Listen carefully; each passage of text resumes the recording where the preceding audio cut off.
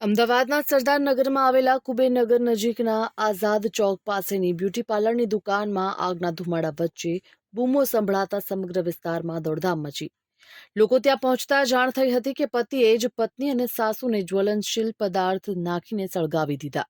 ઘટના બાદ બંનેને તાત્કાલિક સારવાર માટે સિવિલ હોસ્પિટલમાં ખસેડવામાં આવ્યા છે. હાલ તો સમગ્ર મામલે સરદારનગર પોલીસે ગુનો નોંધીને આરોપી પતિ અશોક રાજપૂતની ધરપકડ કરી છે.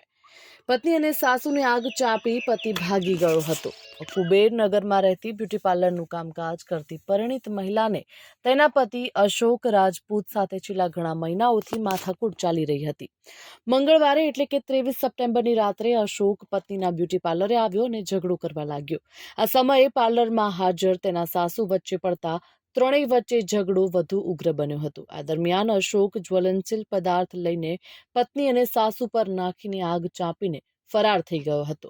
થોડી વારમાં જ બૂમાબૂમ થતા કોમ્પ્લેક્સના વેપારીઓ અને આસપાસના રાહદારીઓ એકઠા થઈ ગયા, પરંતુ ત્યાં સુધીમાં આરોપી અશોક નાસી છૂટ્યો હતો. ત્યારબાદ ત્યાં હાજર લોકોએ સળગી રહેલી માતા પુત્રી પર પાણીનો મારો ચલાવીને આગને ઓલવી નાખી માતા પુત્રીને સારવાર માટે હોસ્પિટલ ખસેડ્યા છે.